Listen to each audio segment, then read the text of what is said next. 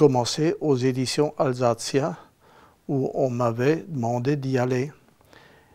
Et c'est là que j'ai vu ce qu'était la photo, ce qu'était la reproduction. C'était à travers des livres, à travers le journal qui, à l'époque, s'appelait Le Nouveau Rhin français.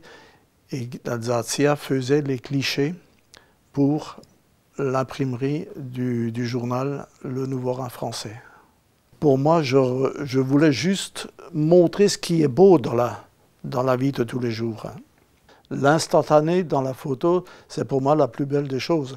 En dehors des photos de paysages où on peut...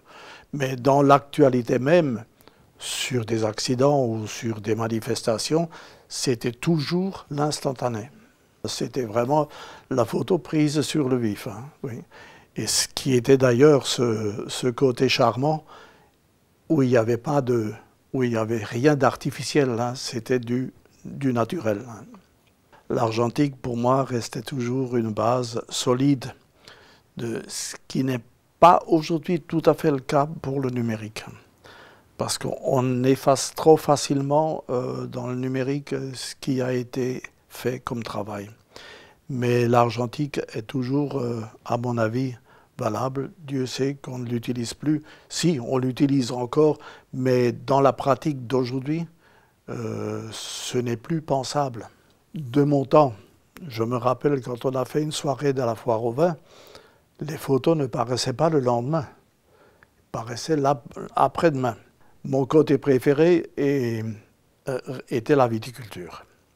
Alors, souvent je dis, l'Alsace serait une pauvre région si elle n'avait pas la viticulture. Or, c'est à travers aussi cet état de fait que j'ai été sensibilisé par la viticulture, par le travail de la vigne, par les foires au vin, par la confrérie Saint-Étienne par la suite. Tout cela faisait un tout et qui souvent me collait une image qui n'était pas toujours justifiée. Mais moi, je savais me défendre et ça reste aujourd'hui encore un domaine que je privilégie. Mon désir, mon souhait, c'est de rencontrer des gens. C'était toujours pour moi un plaisir de parler à quelqu'un. Parce qu'on avait, dans ce métier, on avait accès au grade le plus haut, c'est-à-dire on contactait, on voyait, on était si près du président de la République comme du plus grand des clochards à Colmar.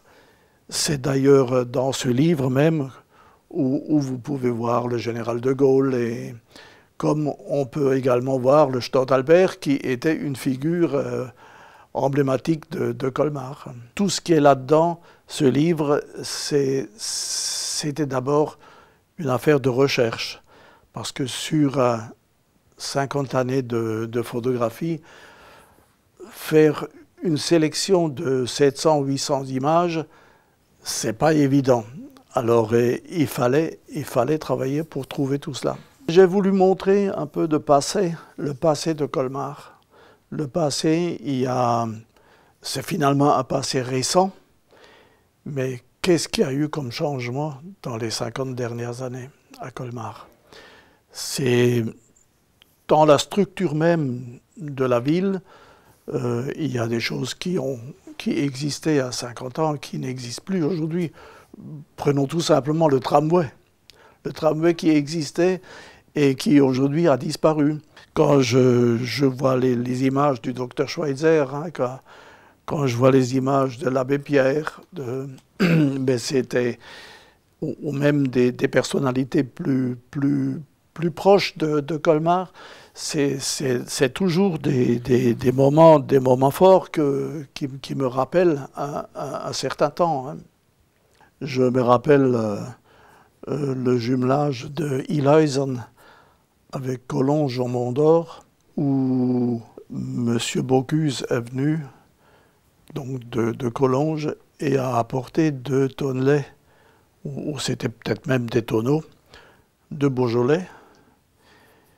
Et ce jour de jumelage à Ilhuizen, on était le soir plus en capacité de faire le reportage pour le lendemain.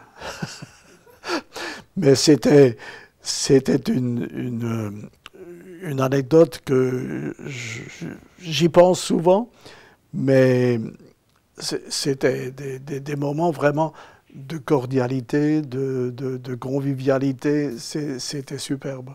C'était pour moi primordial ce contact, parler aux gens, approcher les gens, les comprendre.